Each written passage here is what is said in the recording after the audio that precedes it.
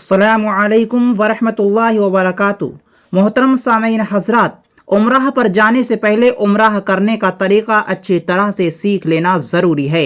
उम्राह के फ़राइज़ और वाजिबात के साथ ही सुन्नतों पर भी ख़ास तवज्जो देने की ज़रूरत है। इस्लामी ज़िंदगी के आखिरी फ़र्ज़ यानी हज पर जाने वाले तमाम हाजियों को भी कम से कम एक बार उम्रा ज़रूर करना पड़ता है। उम्रा में कितने फ़र्ज हैं और कितने वाजिब हैं, आइए जान लेते हैं। पूरी जानकारी जानने के लिए आप इस वीडियो में बने रहें। और दोस्तों, चैनल पर पहली बार आए हैं तो अपना प्यार दिखाइए और चैनल को सब्सक्राइब करके इस वीडियो को लाइक ज़रूर कर दीजिए।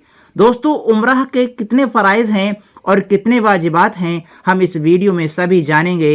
और दोस्तों, आपको बताएंगे उम्राह के 3 फ़र्ज़ हैं। मीकात पर या उससे पहले ही नियत करके एहराम बांधना, और खाना काबा का तवाफ यानी 7 चक्कर लगाना, और सफ़ा और मरवा पहाड़ियों के 7 चक्कर लगाना, ये उम्रा के फ़र्ज़ हैं।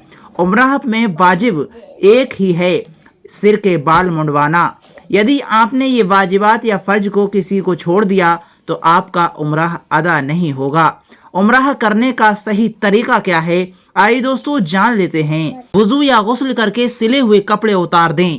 अब एहराम की 2 चादरें लें, एक की लुंगी बांध लें और दूसरी को सिर के ऊपर से जिस्म को ढकते हुए ओढ़ लें।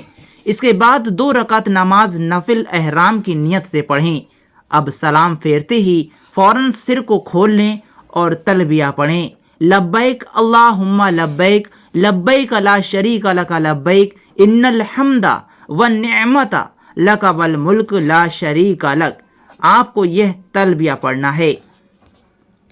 इसके बाद हम एहराम की हालत में आ जाते हैं। इसके बाद आप एहराम की हालत में आ जाएंगे।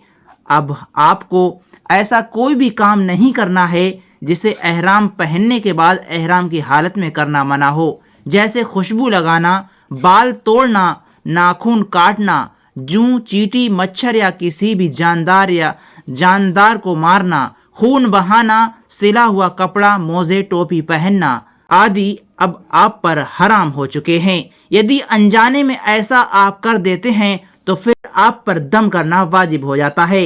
दम का एक जानवर कुर्बान करना होता है। जब हर में मक्का पहुँचें और बैतुल्लाह पर पहली निगाह पड़े तो अल्लाहु अकबर, अल्लाहु अकबर, अल्लाहु अकबर, ला इलाहा इल्लल्लाह, वल्लाहु अकबर आपको पढ़ना है और खूब दिल खोल कर दुआएं मांगना है। अब तवाफ करने की खुली जगह में उतरकर हजर अस्वद यानी हरी लाइट के सीध में खड़े हो जाएं और सीधा कंधा खोलकर अपनी चादर को सीधे हाथ की बगल के नीचे से निकालते हुए उल्टे कंधे पर डाल लें। इसके बाद तवाफ की नियत करें।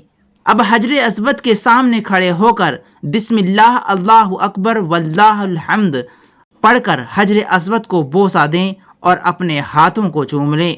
इसके बाद सीधा कंधा खोला रखकर ही बैतुल्लाह के दरवाजे की तरफ को चलते हुए अकड़ कर चलें। तवाफ के दौरान जिक्र सुबहानल्लाह वल्हम्दुलिल्लाह वला इलाहा इल्लल्लाह वल्लाहु अकबर वला हौला वला कुव्वता इल्ला बिल्लाहिल अलिय्यिल अज़ीम पढ़ते रहें। जब रुकने यमनी पर पहुँचें तब रब्बना आतिना फिद दुनिया हसनतन व फिल आखिरति हसनतन व क़िना अज़ाबन नार पढ़ें। चक्कर पूरा होने पर हजर अस्वद पर आने के बाद दोबारा से इस्तिलाम करें।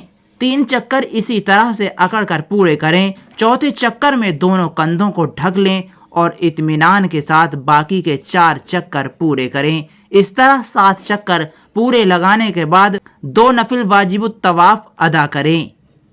तवाफ की नफिल नमाज से फारिग होने के बाद दुआ मांगें और फिर खूब पेट भरकर जमजम का पानी पिएं। इसके बाद बैतुल्लाह को इस्तिलाम करके सफ़ा मरवा की सई करने के लिए चलें। सफ़ा पहाड़ी पर पहुंचकर सई की नियत करें। बैतुल्लाह की तरफ हाथ उठाकर बिस्मिल्लाह अल्लाहु अकबर वल्लाहुल हम्द पढ़ें। फिर सफ़ा की तरफ चलें और बीच में हरी लाइटों के नीचे ज़रा दौड़ कर चलें। मरवा पहाड़ी पर पहुंचकर अल्लाह से दुआ मांगें और फिर सफ़ा की तरफ चल दें। इस तरह से 7 बार आना जाना करें। 7 चक्कर पूरे होने के बाद मरवा पहाड़ी के पास ही 2 नफिल शुक्राने के अदा करें। उसके बाद बाहर निकलकर अपना सर मुंडा दें। सर मुंडाने के बाद अल्हम्दुलिल्लाह आपका उम्रा पूरा हो गया है। اب آپ نہا کر اپنے سلے ہوئے کپڑے پہن سکتے ہیں۔ امید کرتا ہوں آپ پوری جانکاری صحیح طریقے سے جان ہی گئے ہوں گے۔ دوستو اس بارے میں آپ کا کوئی سوال ہو یا کوئی سجھاؤ ہو تو وہ آپ کمنٹ سیکشن میں لکھ کر بتا سکتے ہیں۔